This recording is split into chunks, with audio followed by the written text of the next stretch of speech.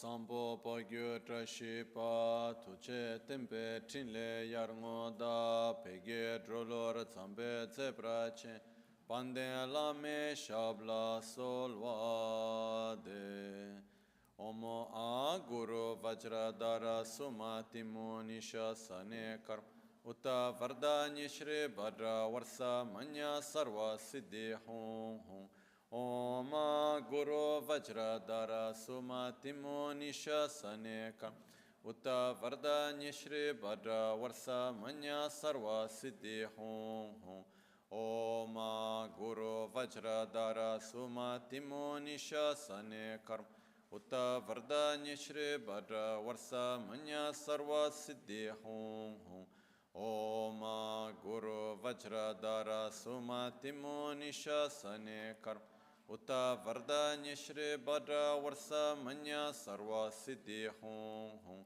Oma Guru Vajradara Sumati Munisha Sane Uta Varda Nishri Badra Varsa Manya Sarva Siddhi Hum Dagi Jetsun Lama Tuje Je Nyamda Dala Tuje Siksus Gebe Shesan Dala Tendo So Uyon Sungi Nawa Tsedo So Seji Ningne Solwa Debe Tse Dechen Korlo Visu Lekshione Yila Sambe Dede Malupa Geme Lungi Drupra Chingilo Soni Sogdan Diktun Shakpe Tse Dungi Namke Insu Lekshione Lapchen Soni Yonsu Zopadan Cherani Tun Chamra Chingilo Chanchu Pargenin Sentukun Tu New Peme Siudru Lekshione Chanchu Drube Gegen Kunshishi Tungen de la Drupra Chingilo Dagilo Na Chola Chokpadan Chemin Samchur Ngimba Shiwadan Chodan Tumbe Dede Malupa Bemel Hungi Drupra Chingilo Dorna tingne tsira tamchedan techi pardune kav tamchetu rese kyamne lama kele me tukje chingi dala siksuso gongyab drewe nyamta dachala jitsun lame tuje rabkongne kudan sungi nawa drametu nyamso nyowe kesan tobrasho kewa kuntu yanda lamada lonche chin sadan lamgi yente rabzone Dorje changi kopa nyurtobe sho pakyuke kudang andagi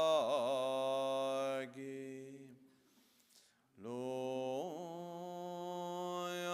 pakyuke sundang daki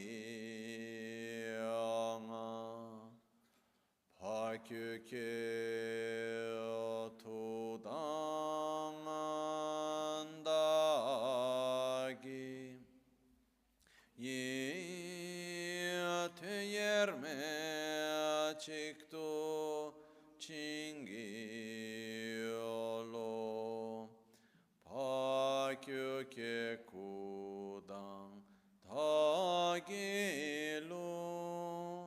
Pakyuke sunda andagi nga Pakyuke tudang tagi yete yerme chiktu chingilo Makyuke kudang tagilu Makyuke sunda andagi nga Makyuke tudang dagi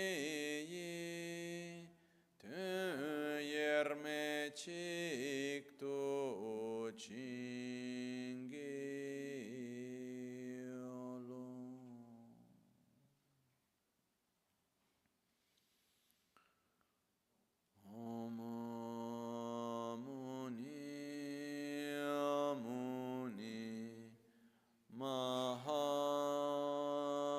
Mahamuni Shakyamuni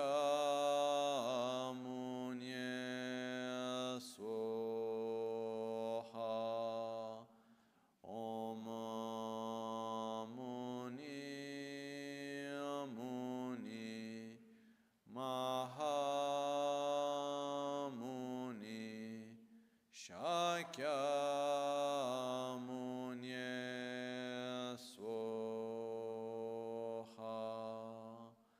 Om muni muni mahamuni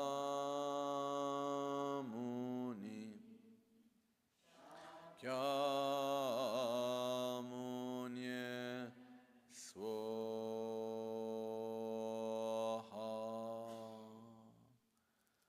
Sashipe ki choshime to Tramare rabalinga shi nide gempadi sange shintu mikte ulwarki drokunam da shingla chöpar Shoyedam Guru Ratna Mandrala Kam Niryatayami Sangye Chedan Tsoge Chonam La Chancho Pardo Dani Kyapso Che Dage Chinso Gibe Sonam Ki Drola Pinchra Sangye Drupar Sho Sangye Chedan Tsoge Chonam La Chancho pardo dani kyapso che dagi jinso gibe sonam ki drola pinchra sangye drupar sho sangye chodan tsogi chonam la chancho pardo dani kyapso che dagi jinso gibe sonam ki sangye drupar sho. In the Buddha, Dharma, and Sangha, I take refuge until enlightenment. With the practice of generosity and the other perfections, may I obtain Buddhahood for the benefit of all sentient beings. In the Buddha, Dharma, and Sangha, I take refuge until enlightenment. Through the practice of generosity and the other perfections, may I attain Buddhahood for the benefit of all sentient beings.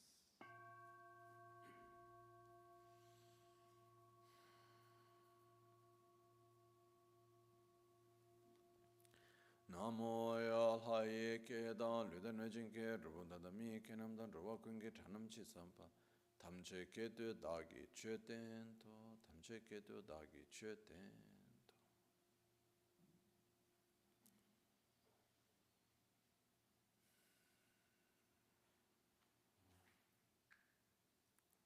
Buongiorno. Good morning.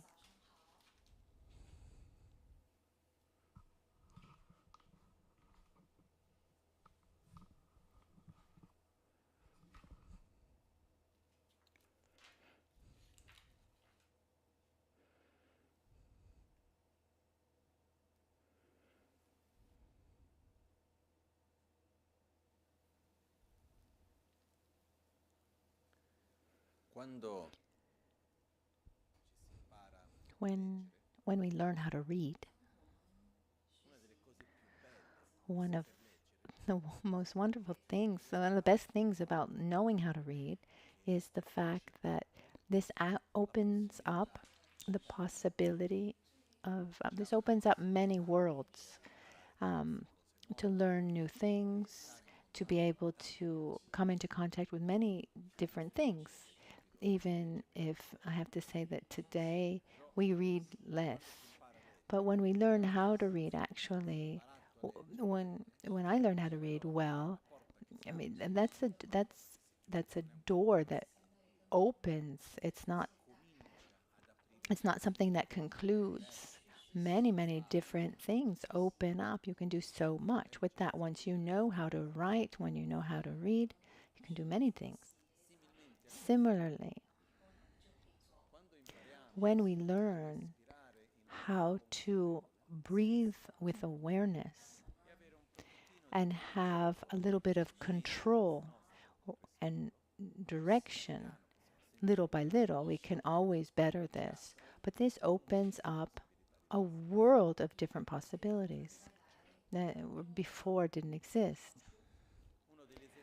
One example of this is that normally when we have, for example, a moment of anxiety, a moment of tension, a moment where we have many fast thoughts, or taken by our future that doesn't exist, our past that doesn't exist anymore. Actually, the past that we perceive of the past, that too is just imagination. That doesn't really exist either. But we often are trapped in our thoughts, and often with very strong emotions. So, moments like these, our tendency is to look for something outside of ourselves to not feel that anymore. Feel like that. I feel anxiety. And so, what do I want to do? I need to drink something. I need to take something. I need to see something. I need to go somewhere. I need to do something outside to try to change that inner state of being. And the same thing when you feel angry or dissatisfaction. But these emotions that take away our balance. And a beautiful thing is that a beautiful thing about breathing is that when we learn how to use it well, what happens is one of the tools that really helps us face these moments without having to depend on anything outside ourselves. We have a tool that can help us diminish our anxiety, to bring us to a more balanced state, to eliminate the moments of having too many thoughts, etc.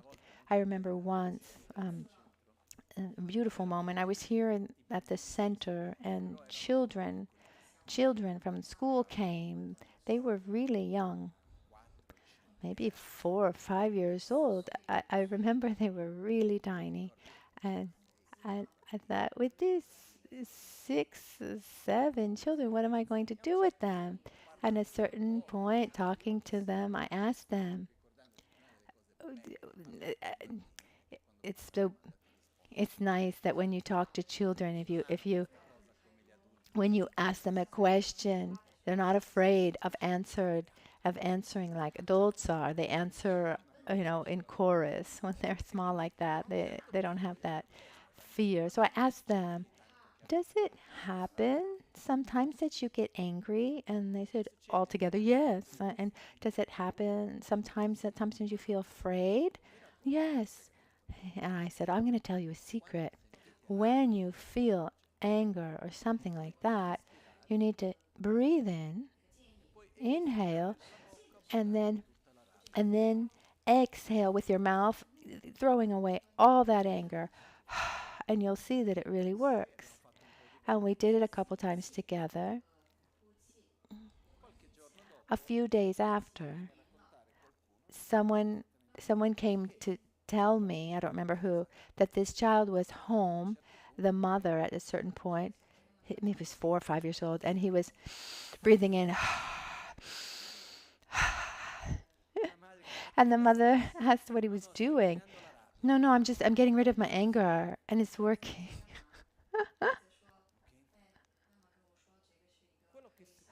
What happens is one of the most important things is that we need to own, take control of the resources that we have. Buddha said, "Danyi danyi dagi, danyi dagi dagi." Repeat after me, danyi danyi, guyayin,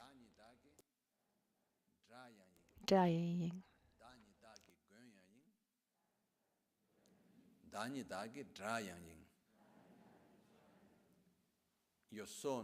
I am my own protector. I am my own enemy. Normally, we we live the opposite way. We don't think that we're our own protectors. We think that what we need to protect us or to what's good for me, I can find outside. Um, if I'm well, it's thanks to something outside, and if I'm in a bad state, it's someone's at some the fault of something else. So if I want to be well, I need to take refuge somewhere else, and if I want to avoid malaise and suffering, I need to find also the solution outside. Of course, we're not indifferent to what happens around us, but we have very, very powerful inner resources from a mental point of view, emotional point of view, but also from a physical point of view. Many, many resources to help us be well, to face different moments. Because in our everyday life, all of us, sooner or later, we encounter difficulties. Is there anyone here who has never had a difficulty? I've never known anyone who has been has been able to stay even a short period of time without encountering problems. Um, and I've known marvelous people like Lama Michel Rinpoche or his master. They had enormous problems that they had to resolve in their lifetimes. The different kinds, difficult situations that they had to face. But I've never met anyone who didn't have difficult situations. Even, I mean, our life tests us regularly. The key is not about creating a perfect world where everything is fine. That's an illusion. Shantideva and the Bodhisattva Charvatara said, it's not possible. Actually, he asked the question, is it possible to cover the entire globe with a leather so that you can walk comfortably? Because if you want to walk, you want to walk comfortably. Is it possible to cover the entire earth with leather or rubber? Is it possible? There's only one way, by putting on comfortable shoes. If I have a really good, comfortable pair of shoes, then no matter where I go, my feet are protected. And similarly, the idea of wanting to cover the outside, the the idea of wanting to cover the globe with a comfortable surface is like wanting to create a perfect comfortable situation outside, but it's not possible. Instead, when we develop our own resources, it's like wearing comfortable shoes. And one resource that really helps us is our own breath. Why? For many reasons, but one reason is I think we have all that we have our own conditionings, or there are those who get angry more than others, or those who are taken by fear or envy, or those who are have more anxiety or nervousness, or maybe some who are apathetic, um, that is taken by ignorance, doesn't really relate to other things. Everyone has his own negative conditionings. Maybe he who's more lazy. So how can we, in our daily conduct, to face these conditionings, these negative conditionings? Because when we do self-healing, for example, we concentrate on the antidotes, etc. But then afterwards, there's the moment where we're working, we're talking to people, we're with friends, we're not meditating. And that's a real challenge. Have you ever tried to recognizing that you have an attitude, an inner attitude that is not positive? Have you ever tried to stop it, to block it? Normally, what's the result of that? When you're able, it's for a short period of time. But then afterwards, or you implode or you explode. So what happens is the technique to face these emotions in our daily lives, be whatever it is, the critical, the one who's constantly criticizing things, or anger, arrogance, regardless of what that mental defilement is. It's explained in the Lojong teachings, in the mind training teachings. The first step is, they're called the three difficulties. The first step, the first difficulty is generating awareness. I see that mental defilement. I recognize it. I quote unquote, I allow it to be there. You're there. You're there because of causes and conditions are such that you're there. You're a habit. You're a habit that's been there for a long time. There are many reasons why you're there. Okay, I accept that you're there. I see you, but I don't want you there. But I don't try to push you away. Imagine someone with someone with whom we don't want to have anything to do with.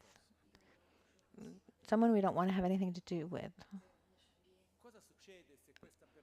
What would happen if this person comes and you fight with this person? That link that you have, that bond that you have with that person that you don't want to have anything to do with, is actually increases. Links with others increase. They get stronger with attraction, but also through aversion. So if someone is, we can see that if someone has a strongly linked to someone and the attraction is not there, they try to keep that link alive with anger. Once there was someone who was extremely angry, and he found the person who was threatening him, and he really wanted to give him a lesson, let's say, quite heavy. And I was in front of someone who was about to do something terrible, and I was trying to get him to change his idea, his mind. And then I said, "Oh, okay." It wasn't working to talk about karma or that it's a bad thing to do. At a certain point, I said, "Oh, but hold on. With that person, in your future, do you want to be close or far away from that person?" And he said, "I don't want to have anything to do with that person." I said, "Remember, the more aggression and violence that you use, that you have towards that person, the closer you will be to that person." And that's what that made him change his mind. So at that point, you should develop indifference and neutrality. And the same thing happens with ourselves, with our own mental defilements. That feeling of anger comes. I allow it to come, but I say, "You're nothing other than a habit of my past." So that first passage is awareness. It's there. I see it, but I can't do anything because the habit is too strong. The second pass is to not nourish that habit. I see that the habit is coming. I recognize it. But I say, I don't want to nourish you. Neutrality. I don't block it. I don't go against that feeling, that thought, that habit. But at the same time, I don't allow myself to materialize any feeling. I don't act physically taken by that mental defilement. I don't talk taken by that mental defilement. And I don't enter into a dialogue taken by that mental defilement. I don't say, oh, I know I shouldn't get angry, but look what's going on and look what happened. Because when I enter into a dialogue, I'm actually nourishing that mental defilement. The third passage, the third difficulty is giving continuity the to um, to the second. One could ask, oh, what does this have to do with breathing? Our breath, with awareness, helps us along this process. We're there. We see that anger is coming. We see it. We recognize it. And at that point, we put our attention on our breath, a deep, deep breathing. When we inhale, we gather up the tension. We don't enter into contact or into conversation with anger, but we generate this energy when we inhale. If the emotion is very strong, we exhale from our mouth, as I taught the children.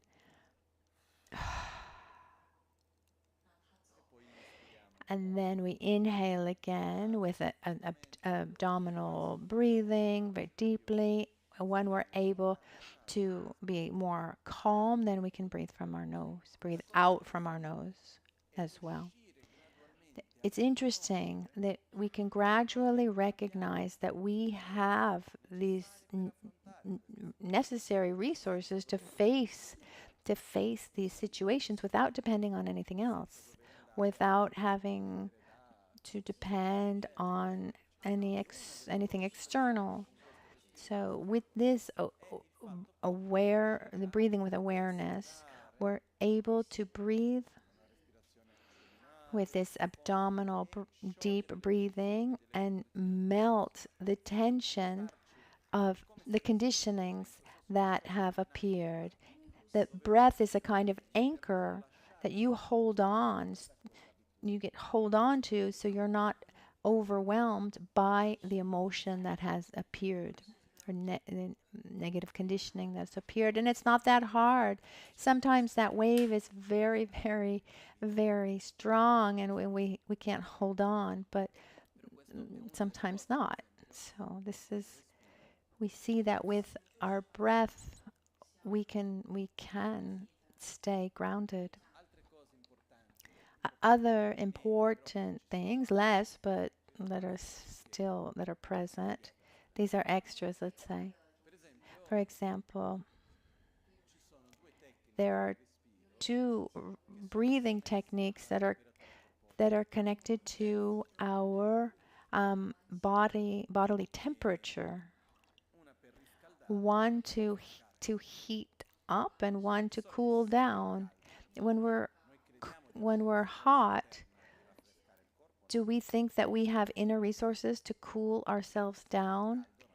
If we feel hot, we look outside to cool down, don't we? Imagine how beautiful it would be to have like an inner air conditioning system, or an inner heating system. There was once the American Secret Service agents went to Lama Michel Rinpoche and to ask him to teach the military to generate the inner heat, because you can imagine soldiers in the cold, if they know how to heat themselves up. That would be wonderful. Lama Tsongpa said, sure, I will teach them, but they before I teach them that, they need to do their preliminary practices. So there's a long a long preliminary practices related to developing compassion, love for self, love for others. And they said, okay, forget it. The point is, there are techniques um, that are valid for heating up or also cooling down. Okay, so given that it's summertime, maybe learning how to heat up is not so welcomed. Maybe we'll talk about how to cool down. Um, it's just important for us to have this feeling that we really are our own protectors, and we are our own enemies. I mean, even when we think about our own physical health, our body knows how to manage itself. We need to use it in the right way, give it the right conditions, because otherwise, um, unfortunately, we don't know how to use this machine well, and we make so many mistakes. So breathing has this ability because through our breath, we move parts of our body that energetically that normally we don't move. And then remind me at the at the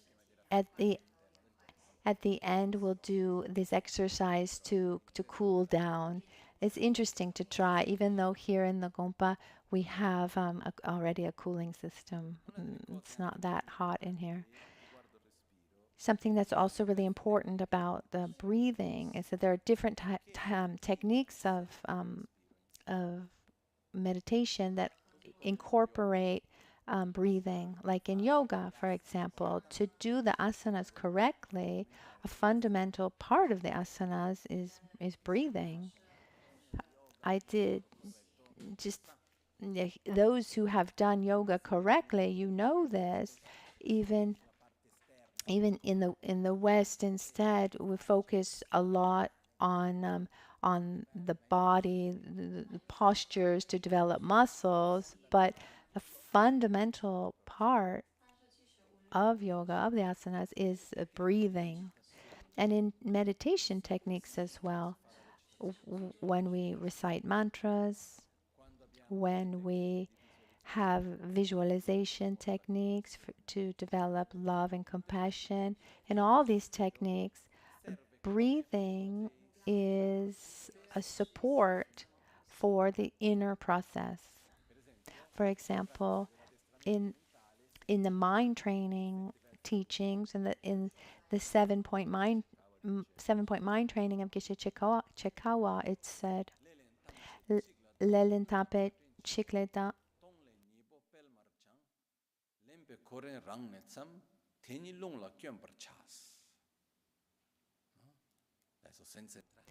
Without explaining it all, but it says, abandon the culprit of all, which is one's own selflessness. Familiarize yourself with the kindness of every being.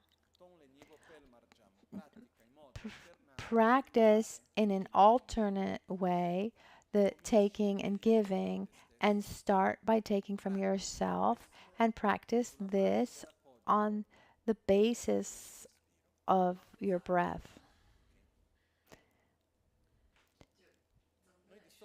Normally, when we think about breathing, we think about two parts, inhaling and exhaling, but our breath is actually made up of 4 phases.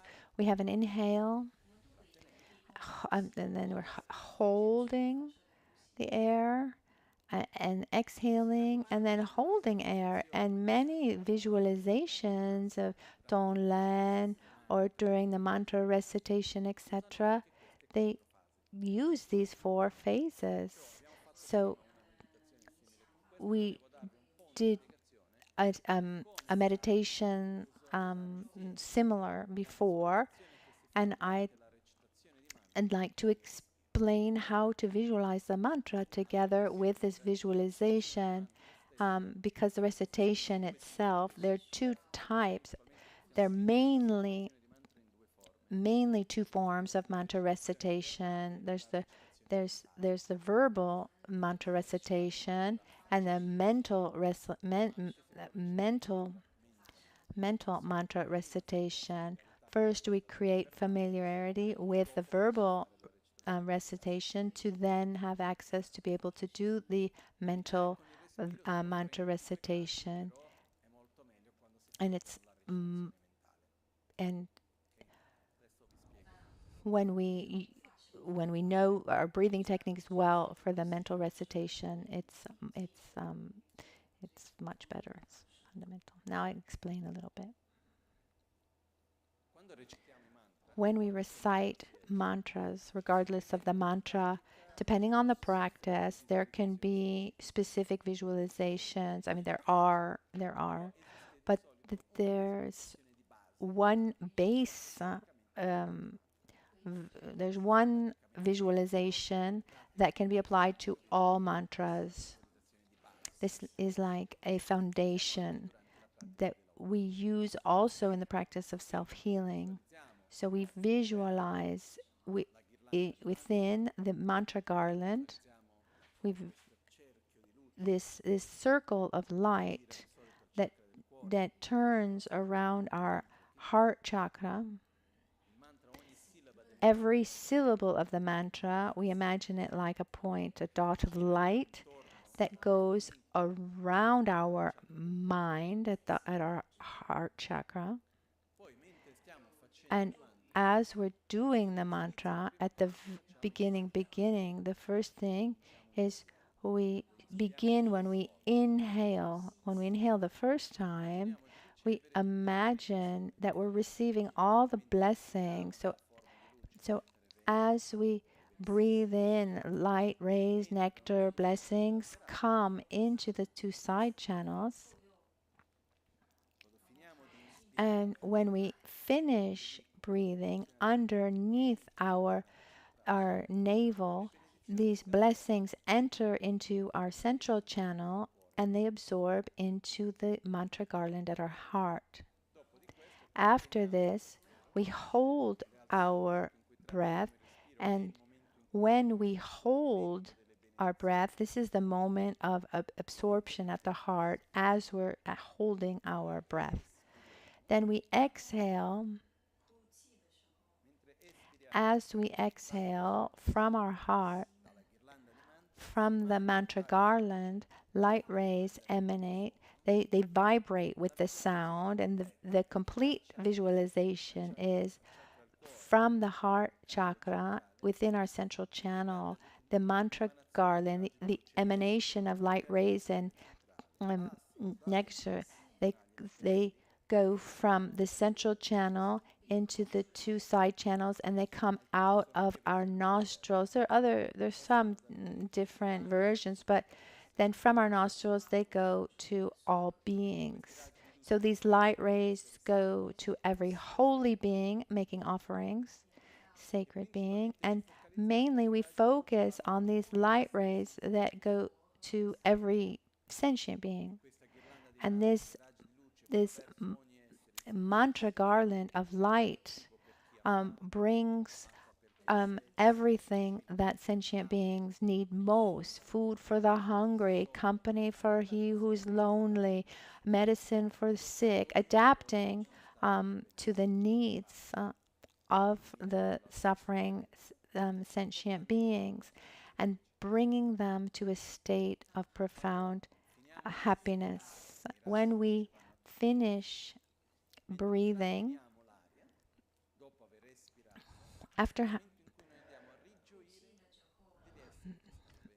and then once we finish, we rejoice for their happiness.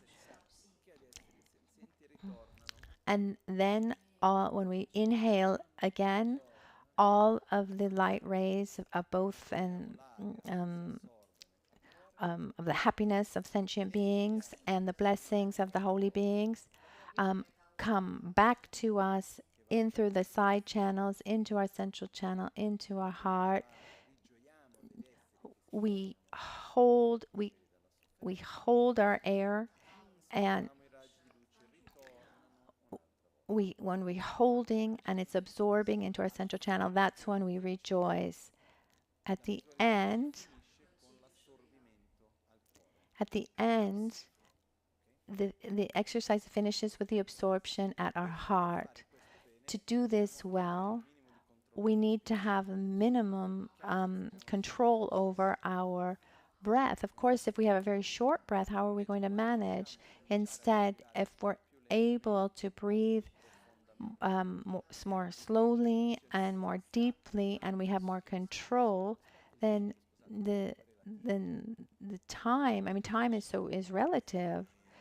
So there are these experiences of like the dilation of time, or some short time ago I researched this because it's happened to me twice. What I experienced is actually quite normal, but when one is in danger, for example, and in that moment, it's almost as if the time, that everything just slows down. And if we can breathe more deeply, this perception of time changes, and the mind is able to be to be clearer. And so then it's possible then to do the visualizations well. If you're breathing until 8, you can already do so much. And as you create more familiarity with your breath, it's not that difficult then to bring each breath to 16. So you breathe in 8 and you exhale in 16. Ideally, it's inhale 8, hold 16, and exhale in um,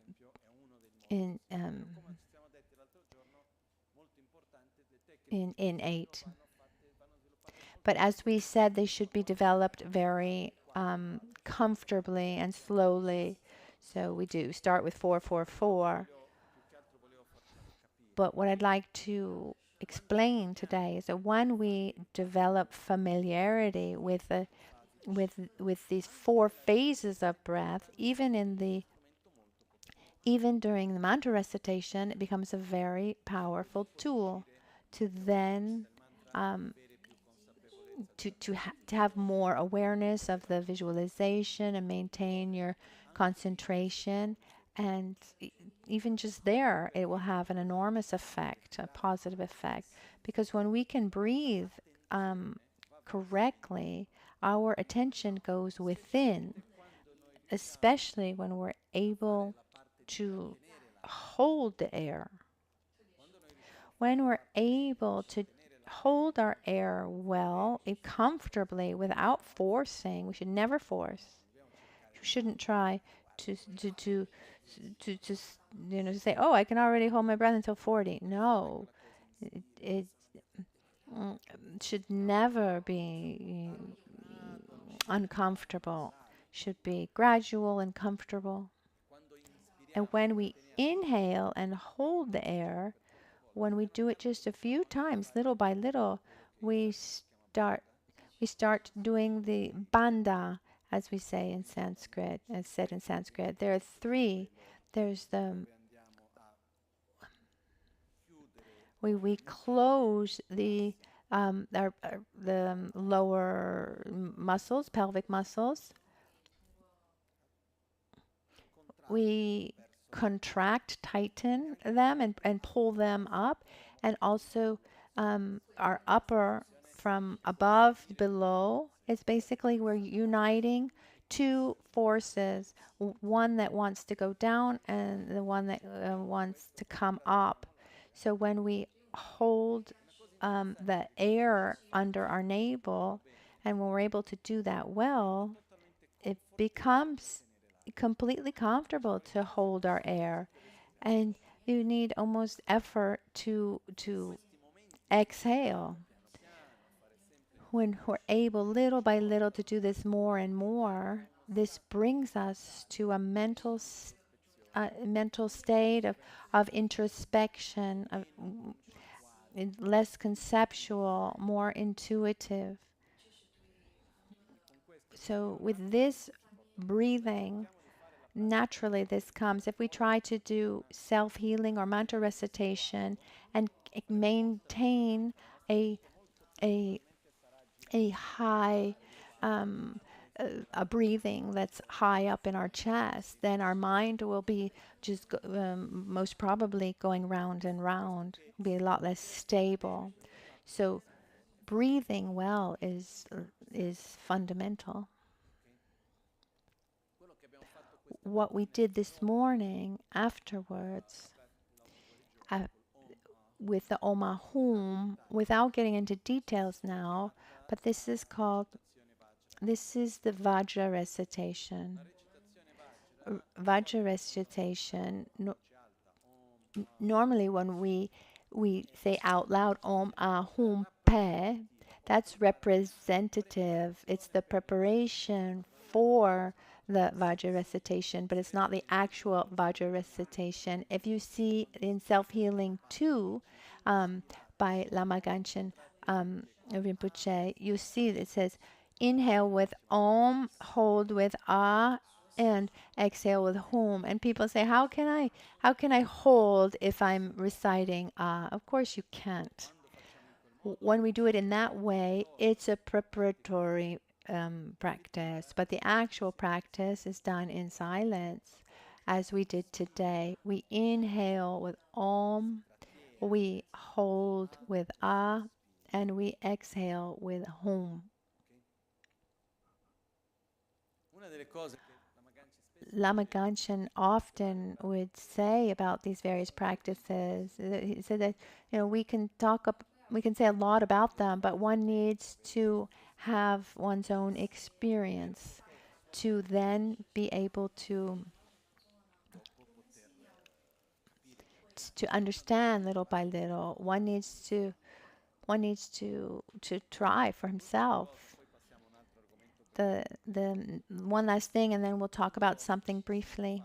Some time ago, not that long ago, but I had this beautiful opportunity to have this Keiko, this wonderful 90 plus year old Japanese martial art expert, and she was here giving teachings and sharing. She was over 90 years old, and she was very, very tiny.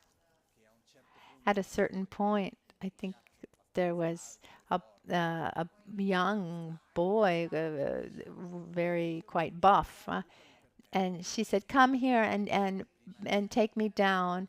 And so first he came, and you have a 90-year-old woman, and he pushed a little bit. He said, "No, no, no, really try, and that's not a joke." So he really tried. He really tried to take her down, and just after a few seconds, she got him on the floor, just holding his arm. He was flat on the ground. And she explained that in martial art, according to her, that women are actually better at martial arts because men want to use muscular strength when instead one needs to use the strength of the wind energy, the prana, the chi, and then women are better from that. So all the exercises she showed us, they all started from 3 fingers under the navel. This energy, from this energy point, that's where all of the movement comes from. So also, this type of abdominal breathing is connected to so many things, including also martial arts or healing techniques. So many things we can do with this. So let's remember that we are our own protectors. We are our own enemies, and we need more and more to learn how to use the resources that we already have. We need to learn how to empower ourselves.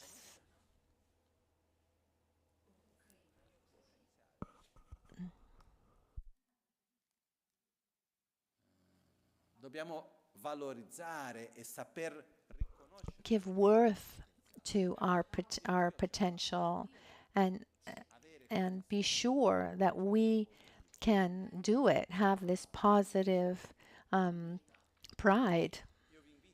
So invite you more and more to have more control over one of the most important resources that we have, which is our own breath. Now, briefly, we'll just talk about something that will, and this afternoon we'll go deeper into this point. Together with breathing, our breathing is important, but our mind is the greatest of all tools. And in our mind, when we symbols represent so much meaning. They're incredibly powerful. They're powerful on a mental level and on an emotional level. In the practice of self-healing, in Buddhism in general, and in the practice of self-healing and specifically, symbols are used tremendously. Just look around, we can see that symbols are extremely important. So we need to nourish these symbols with meaning. So let's start now with one of the easiest parts, which are the colors. First of all, let's give meaning to colors. And it's not an objective meaning, but it's a meaning that is attributed to these colors since a very, very long time. They have also physical characteristics. Let's remember that colors are frequencies and energy. So there is a physical characteristic of a color as well. But let's say this is a value that has been given to these colors within our lineage, and within the practice of self-healing, there is an important, colors have an important position. You can look at any mandala. It doesn't have to be the central one.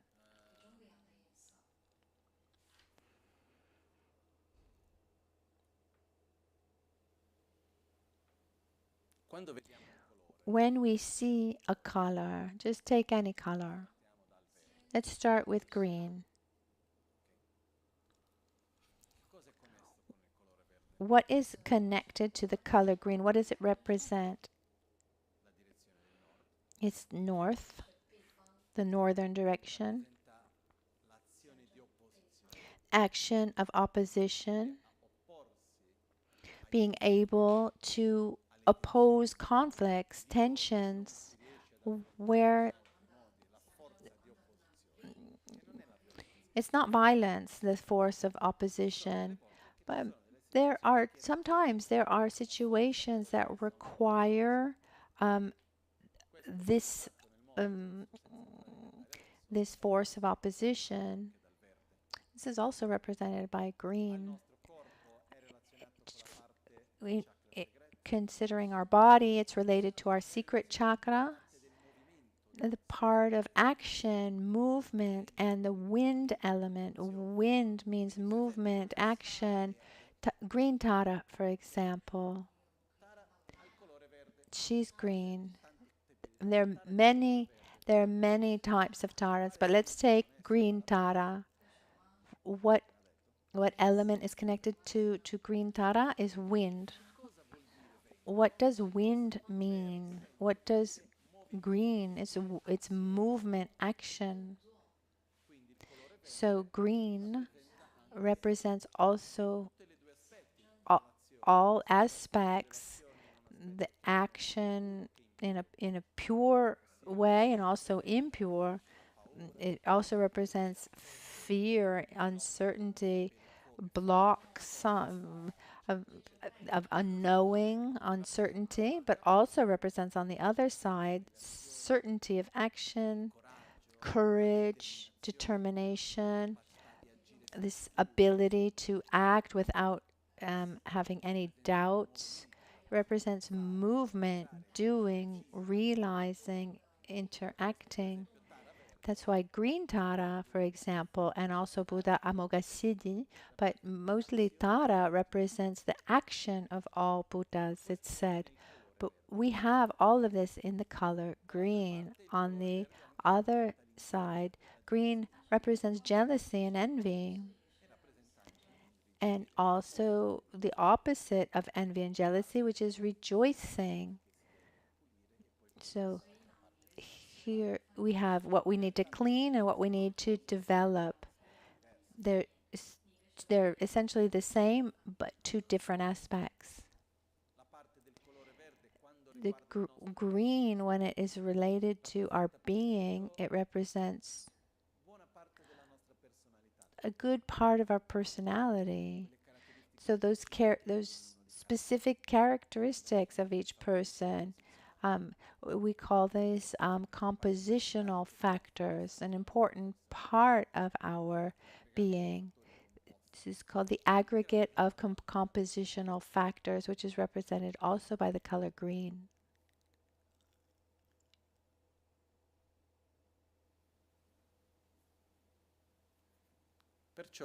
So let's try for just a moment to observe the color and connect with these various aspects. Allow ourselves to attribute this meaning, give this value. So when I look at green, it represents wind and all the meaning behind wind. There's movement, action. Let's talk about positive aspects, overcoming uncertainty. So when it's purified, it's certainty, determination, joy, enthusiastic effort, the joy in acting and doing what is virtuous, the power of opposition, the ability to generate strength to go against what is negative, but that cannot be calmed, quelled, pacified in any other way. It is related to our secret chakra, our sexual parts of ourselves, many aspects of ourselves. So when we see green, let's try to connect to all of that. So all our doubts, our uncertainties, that's also represented with the color green.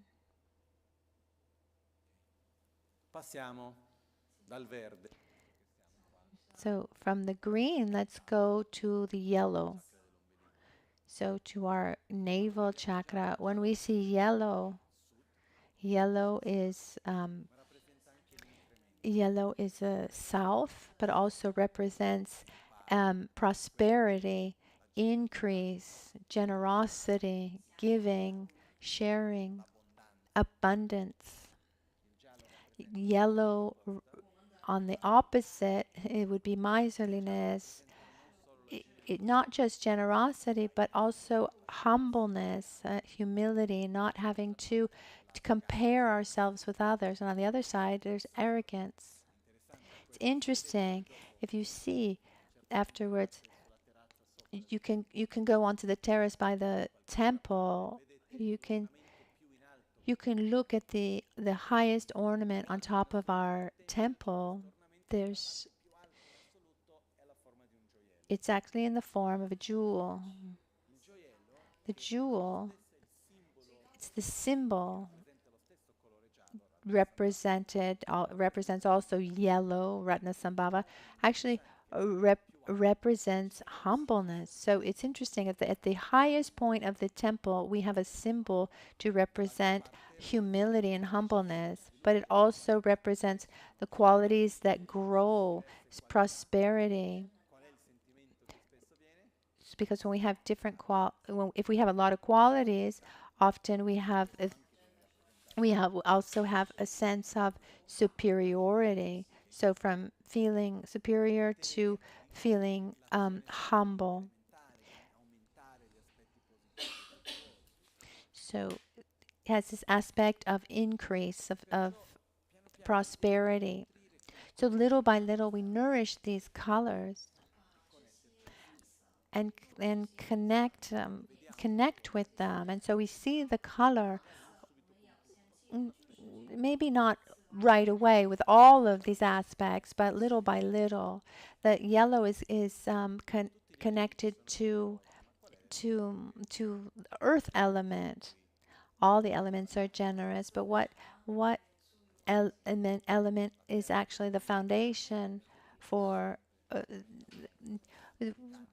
the earth is just constantly giving without ever complaining. Sometimes Rinpoche would say that earth is so patient, but when it moves, then it means we've really exaggerated. But generally, earth represents this aspect of generosity, of giving without wanting anything in return. So represented by the color yellow. Buddha Ratna Sambhava. Then we have red or blue. It represents the center. Our heart chakra can be the center or the east, depending on the context. It represents stability, love, compassion, joy. On the other side, the opposite would be anger, hatred, resentment, impatience, nervousness. Represents the mind. The color blue is the mind in both a pure and impure state. It represents the action that we can call like an all encompassing action, without getting into details now. So here we connect with the meaning of blue. So even just seeing love, compassion, patience, stability, that's already a lot. That's good. Then we have our heart chakra. After the heart chakra, we have our throat chakra, Buddha Amitabha, red in color, satisfaction, concentration, the opposite of desire and dissatisfaction. In many cultures, red represents desire and attachment, and the opposite would be overcoming desire. Represents, it's also connected to our speech, communication, and the fire element. The sacred action of seduction, influence, power. Then white at our crown chakra with Buddha Verochana, it represents inner space.